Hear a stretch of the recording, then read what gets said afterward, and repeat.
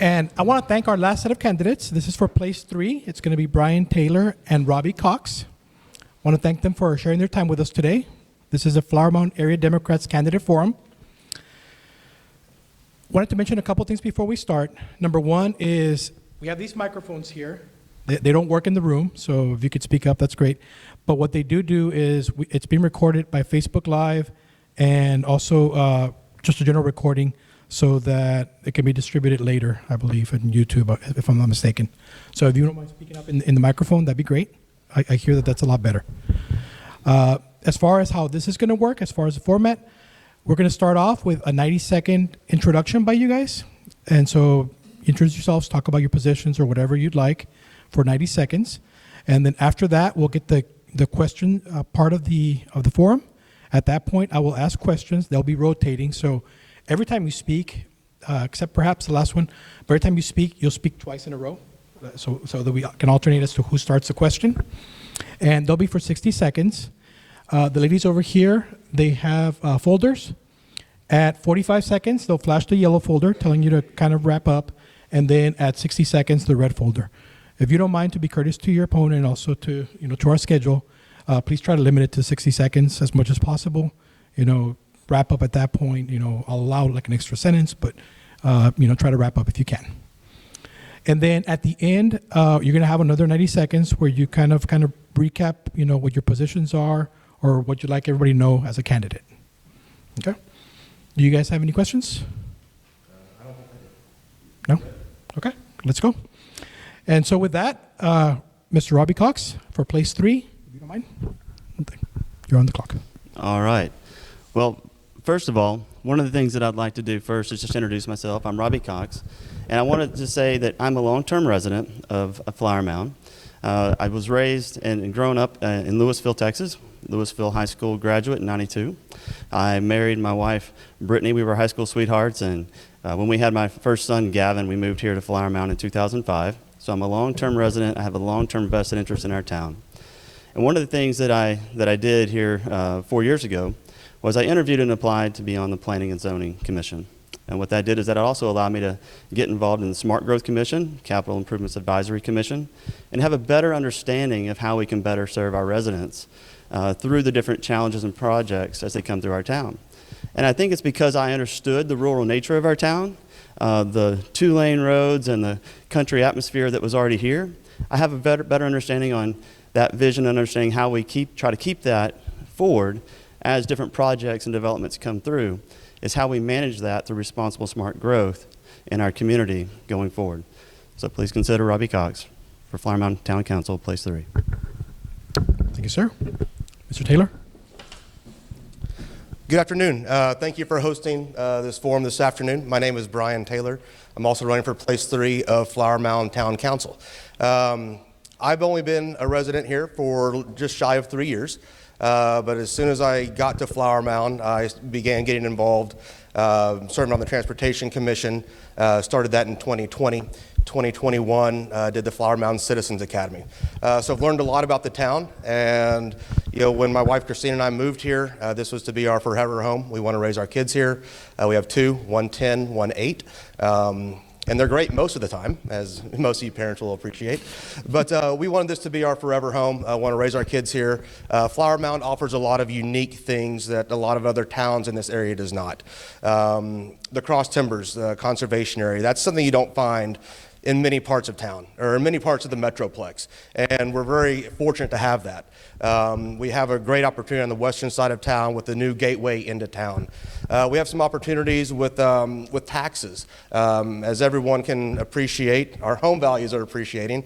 So we need to make sure we can take care of that and be fiscally responsible, but help kind of reduce that tax burden on our residents as much as possible. Again, I'm running for the quality of life for all of our citizens, all of our residents, I should say. And I'd be honored to earn your vote. Brian Taylor, I'm committed to quality. Thank you. Mr. Taylor, if you don't mind keeping that. Yep.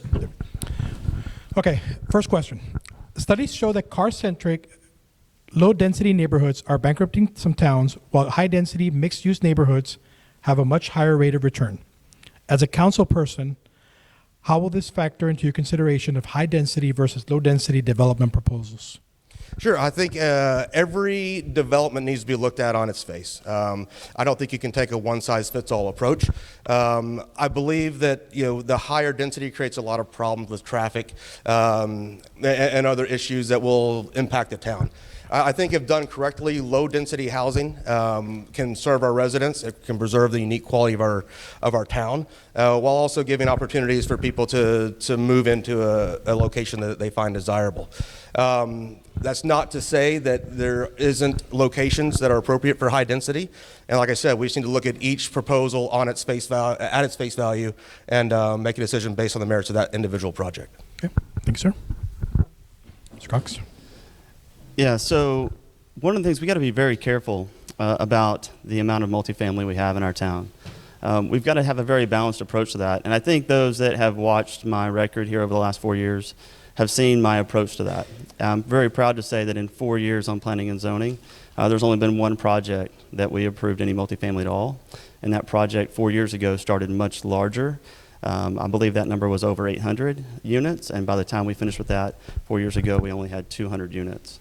So I was very proud of the fact that we got office, we got a green space, we got trails, and the most important is the Class A office. And so it actually helps reduce the traffic, brings the tax base. And mainly to your point, those of you with commercial property doesn't have a cap. So that actually improves our tax to our town while reducing that burden on our residents. So we want to reduce our cap with our residents and keep that rate low while also increasing our commercial tax base. Okay. Mr. Cox, if you don't mind. So along with that, what ideas do you have to facilitate traffic flow during peak times in Flower Mound?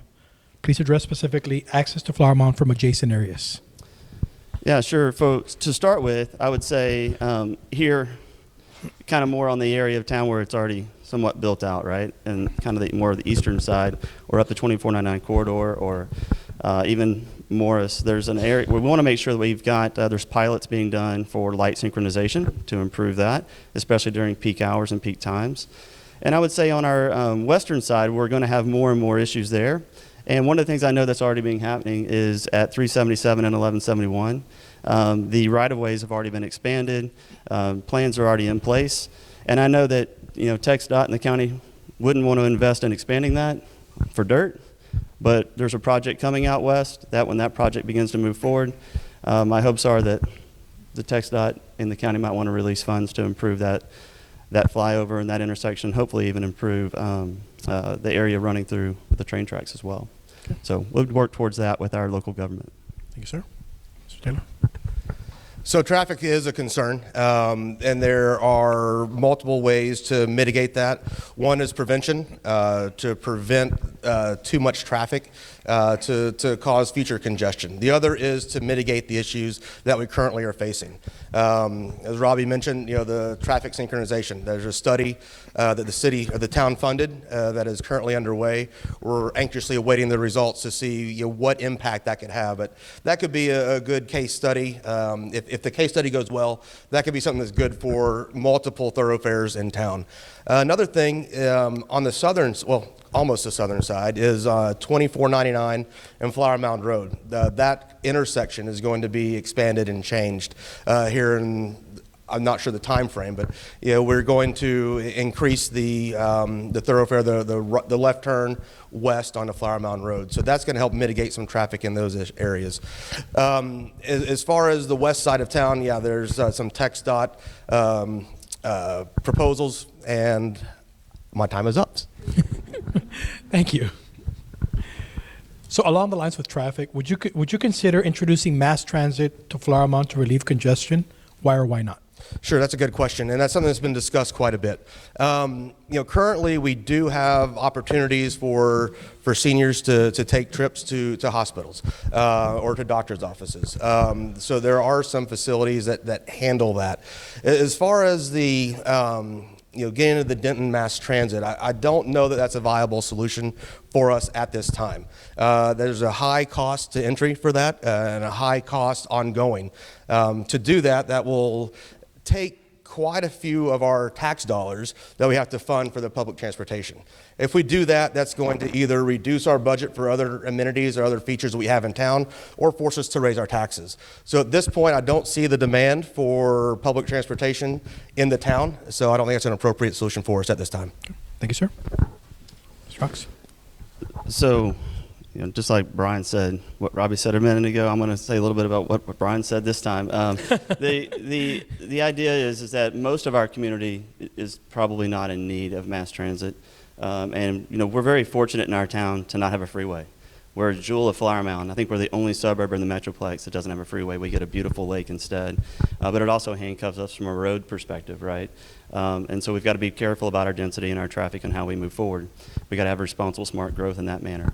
And what I would say, where would I possibly be open? And that's why I don't want to just be solid on this answer.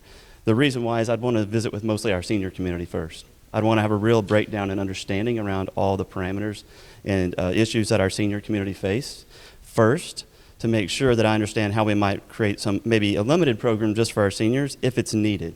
And I'd have to understand all the parameters before I could make a decision on that. But I would be open to visiting with our seniors first. Thank you. Thank you, sir. No, Mr. Cox. Next question. Sorry. Would you support an effort to mobilize transformative climate actions in Flower Mound? For example, encouraging developers to use green energy building principles, reduce concrete surfaces, and encourage bikes over cars by introducing bike lanes. Oh, I love talking bike lanes. All right, so those of you who enjoyed or watched the master plan trails as it came forward to parks, you'll hear that I definitely am for adding additional bike lanes on roadways and also additional trails that allow our community to get out. In terms of, you mentioned encouraging green building, right? I think anytime we can create incentives for our development community to do that, we should encourage it. I think that's just, a good habit to create for our development community. So anytime we can add more bike lanes, though, I'm all for it. Thank you.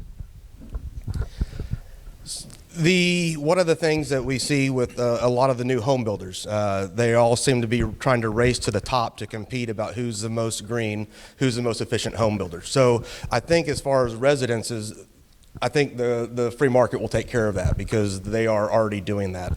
As far as commercial, I think that could be something we look at, whereas not necessarily incentivize the companies to do that. However, if we want to legislate or if we want to have different thresholds that they have to meet, that could be something that we could study and see if that was a good fit for our town. As far as bike lanes, I think that's great. We have a lot of bike lanes in town right now. As Robbie mentioned, we're going to get more. So I think we can encourage that as much as we can. I think in the central part of town, using biking as a primary means of transportation is a little more feasible than on the outskirts. But wherever it's appropriate, I think we ought to have bike lanes, whether it's for recreation or transportation. Thank you, sir. Next question. The town had an opportunity to approve a housing development near Wager Road, but it was rejected. It's now a bus barn with no revenue generation. How would you have voted for it and why? Just a minor point of correction, it's not a bus barn. It's been discussed that it could be a bus barn. It could be something else. We don't know what it's going to be yet. Okay. What I will say is the town listened to the residents in that area. They made sure their voices were heard, and that development did not go forward. This is a perfect example of putting the residents first and making sure we enhance the quality of life for all the residents. So I would have taken the same action that the town did before. Thank you, sir. Well, this was quite easy for me to answer because I was part of the Planning and Zoning Commission that voted on this. And I did listen to our residents. And I do think that my concerns were made to the developer on that project before it came forward. And I voted accordingly to that communication. And so I would listen to our residents. I would work with our staff and the development community to make sure we get the best project for that area, for our residents, that fits. And I think adjacency matters, and I think that's important. So I think my record proves where I will listen to our residents. Thank you, sir. Now, next question. Finally learning the process. You know what? It's been like that the whole day. So, what do you envision for the development in the Cross Timbers Conservation Development District? What do I envision for it? Wow. For those who know, this past week, Planning and Zoning had their first work session for the Cross Timbers, except that we did it between 12:30 and 2:30 in the morning, so we were all a little beyond probably being real thoughtful. But it's very important. And so what I would say is, what's interesting is the surveys that went out to our town showed 67% of our residents, I think it's 67, again, it was really late, but it was over 60%, want to make sure that we conserve the land and that conservation development is preferred. However, still over 70% preferred having open space that is accessible. So I think what we're hearing is, and we want to try to stay with lower density, right? But what we're hearing is that the community is wanting a little bit of a mix of development, that we're seeing a little too much of the same type of development. And so we want to try to create a path that allows conservation, accessibility, and gives us more more development that, sorry, I'm going to be finished, but more development that gives us different options, and we see more of the different types of development come through the Cross Timbers, essentially. So the Cross Timbers Conservation Development District was originally zoned or master planned for, the land use was for the rural lots. That was two acres per home. Since then, that density has been increased to 1 home per 1.6 acres. Further, with the cluster developments, that allows developers to take some unusable land and count that towards their offset towards the density ratios. I think, as Robbie said, the survey overwhelmingly shows that we want to conserve that area. You know, it's its own ecosystem. It's got its own wildlife. It's a unique area. We want to preserve that. We want to preserve the unique nature and character of that area. And I think higher density is appropriate out there, not only because it's what was originally intended for with the master plan years ago, but also because it does the lower density years ago, but it also does it preserves the land, and there are quite a few neighborhoods in that area that actually meet that original intent. Thank you. If the vote for the formation of the town committee Altogether Flower Mound were on the agenda today, would you vote for it or against it, and why? Yeah, absolutely, I'd vote for Altogether Flower Mound. I think it's a great commission, as I understand, and I was at one of their previous meetings, and I think they're doing a really great job. And you know, I think it provides a voice to older or more established neighborhoods that don't have an HOA, and helps them get engaged with National Night Out. I think that was the genesis of the beginning of that commission. So I think it's good. I think it's in its early stages. It's going to get shaped. We're going to see what direction it'll go, and I think it'll be very interesting to see how that goes forward and how it can represent all of the residents of the town. Yeah, I've had a little bit of experience with Altogether Flower Mound here recently. So at Planning and Zoning, I put forth a future agenda item, and that future agenda item was about our community meetings with the developers, and having Altogether Flower Mound work on what would create or help us create both transparency, openness, community, unity in a fashion that allows our community meetings and development community with our residents to have open and transparent meetings. And so I've worked with them already, and I've shown up to their meetings, and I've visited with the commission on how best to do that. And I'm very proud to hear, as going into the meetings and learning more about what they do, to see some of the festivals and things they did, the Holy Festival that was just recently held here in town. And I was just very pleased to hear of some of the things they've also done to make things more transparent and open for our residents on our website. So there's some key things that they're doing that are making things easier for our residents to be included and to feel more a part of our town. So I'm appreciative of the commission. Thank you, sir. You're up again. Getting our exercise. What are your thoughts regarding the challenges the residents of Flower Mound who fall within the Argyle Independent School District have to face? Any special challenges that they might? the challenges that the residents of Argyle School District. So, right, I mean, of course, in the Canyon Falls area, the Argyle High School is right there. And then I'm sure that the schools are becoming probably more and more crowded. But I know part of that First Ranch project or Flower Mound Ranch project included schools, included school sites, and provided them options. So I do know some of the issues facing Argyle. Again, I'm not studying their budget for their school district, or I haven't. But what I would say is some commercial tax base will help them, and I know some of the projects coming forward out in that direction could also help them. And so what we've got to do is look forward in our projects as it comes forward, and how do we phase those projects that allow them to both handle the density in those schools as it grows, but also helps handle their budget as it moves forward. And remember that commercial base also will help, not just getting a lot of density. So we've got to make sure we balance that for them as we grow and phase that project accordingly. And I think that's where my experience will help. Thank you, sir. I'm a parent of 2 Argyle school district kids, so my kids go to Argyle.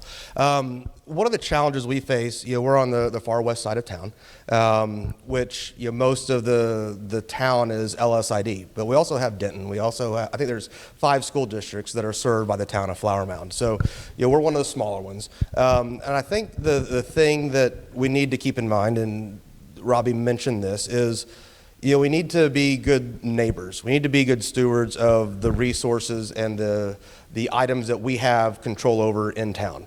We can't turn a blind eye to something because, well, Argyle doesn't get a vote in what we do in Flower Mound. But we need to be responsible, and we need to make sure that we handle adjacency issues next to the schools. We need to make sure that, if we're going to have a development that dumps a bunch of kids into that school district, that we work with the school district hand in hand with the developer to make sure that they account for that. And as well have as taxes will affect that as well, we need to, I'm out of time, so we need to be considerate of that as well. I'm actually going to go back a little bit because we have time. Do you support a phased approach to development in which developers must bring forth valued amenities to the community, such as grocery stores, office space, and retail space, before less desired parts of the same development, like warehouse or distribution centers? Yeah, absolutely, I do. I think that's a responsible way to ensure that we hold the developers accountable. If they say they're going to do something, they can come back and ask for changes. They can delay things. So we do want to make sure we get the most desirable parts of that development installed or developed first. That does a lot of things. The library is closing in 30 minutes. I'll wrap up. So I have 30 minutes to talk. We have plenty of time. No, but nice try. So I think if you get a good high quality residential and you get a good high quality commercial, that's going to start generating the tax base to help build up the remainder of the things, and make sure you get the high quality developments that we want to have in this town. Thank you, sir. This is very near and dear to my heart here. Being on planning and zoning, that's, I think, one of the things that I've witnessed over the years, and not just from living here a long time, but also now 4 years experience on planning and zoning, is unfortunately where certain councils before us probably felt like they were making best decisions. There's always unintended consequences to all decisions. All right, and I always consider that when I'm making a decision on planning and zoning. Whether I vote for or against, there's always going to be an unintended consequence. And what's the best long-term thought around it? And I think when we do phasing, it's very important, and I've illustrated how I've done that as well, and worked with our development community on that, especially down at Silveron Park, with making sure they've got proper phasing for office and retail, like you mentioned. But we've got to make sure that we do that, and that we work through those and use our history, use what we've use what we've watched happen on the ground in front of us in certain projects, and let's make sure we learn from that and then create a process from that going forward. And I think that's where my longevity in town and my experience on planning and zoning is going to be most helpful for our residents, and I hope they'll vote for me and allow me to serve them. Okay, you're still up, I think, right? Yes. Getting my squats. Okay. What do you see as the biggest challenge facing the town of Flower Mound today, in the near future, and in the long term? In the near future, I think one of the biggest issues we have is that our master plan has not been reviewed in over 9 years, and only pieces of it have been looked at. And I think one of the reasons why I think that's important is we're running into more and more adjacency issues because the master plan has been redlined with master plan amendments too often. And so what happens when you do that is now you have residents that get upset. You have landowners that don't know what they can plan on, and you have development community that doesn't know exactly what they should or shouldn't come forward with. And so it allows for a very lengthy process, a process that creates heartache for our residents. And then it also creates developers and investors that don't know how to map their way through it. And so I think what we have to do is we have to consider all of those things, come forward with a plan. Let's revise the plan for all of our residents, allow all of them to have input, allow all of them to be involved, and then let's create a plan that is apolitical, with having a regular basis, just like anything that we do. Just like in my business, we make a plan and review it quarterly. Let's make a plan, and then let's make sure review it every 5 years to make sure it's staying on track. And that allows our residents to have less heartache, and for our town to keep the character and feel that we all moved here for. So there are multiple concerns that we have for the town, immediate, near term, long term. We talked about traffic a little bit ago, but I think that's one of them that we have to continue to monitor and mitigate whichever way we can. I'm not going to talk any more about that since we discussed it earlier. The other is the development. I think the master plan is great. I think the original intent of the master plan is great. It has been amended over 200 times, and that does create some of the adjacency issues that we're seeing now. I don't know that an entire revamp of the master plan is appropriate. Rather, I do think we ought to look at where there are problem areas. Let's take a look at those. I think the overall, the master plan doesn't change in general unless there is a specific reason for it to change. And that is if somebody comes in and wants to do a development. They request a master plan change, and we might have unintended consequences if that happens. So I think what we need to do going forward is be extremely diligent about making master plan changes. We can correct the mistakes of the past councils and make sure that we adhere to the original intent of the master plan going forward. Thanks, sir. So at this point, that concludes the question section of this forum, I guess. And now you each have 90 seconds to kind of tell us about yourselves and kind of wrap up, I guess, anything you want us to know. Okay. Thank you, sir. Again, I appreciate the opportunity to talk to everyone today. I think this has been a great forum, great questions. One thing I hope you'll take away about me is I'm going to put the residents first. We're going to do what's the highest quality for our residents. We can have good development. I'm not saying no to development. I'm not saying we can't do anything. That's not the case. But what we can do is make sure that we have the residents' best interest in mind on whatever we do going forward.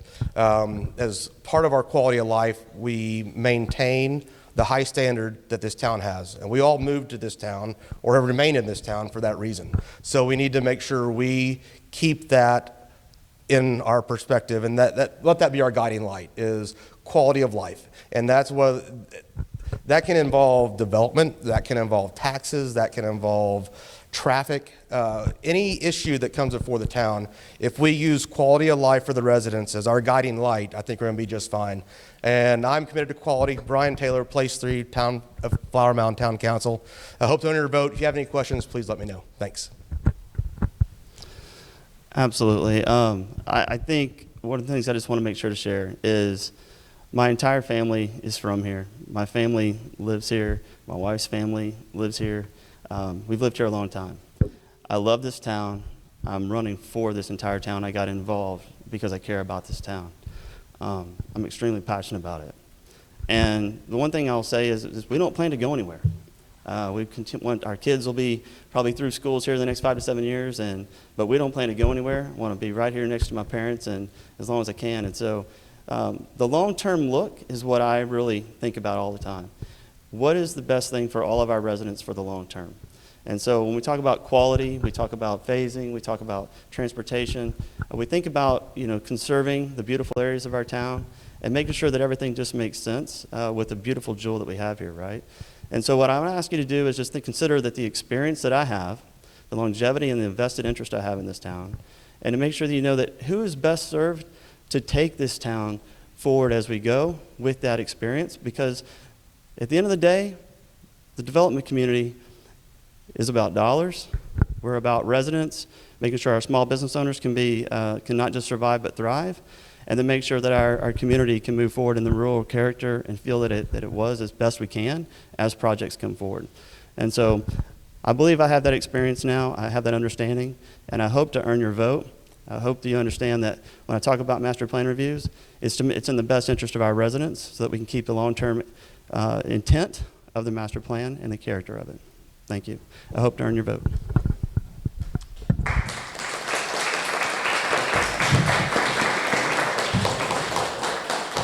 Gentlemen, I want to thank you both and good luck. And once again, it's for place 3, Brian Taylor and Robbie Cox. Thank you, gentlemen. Thank you.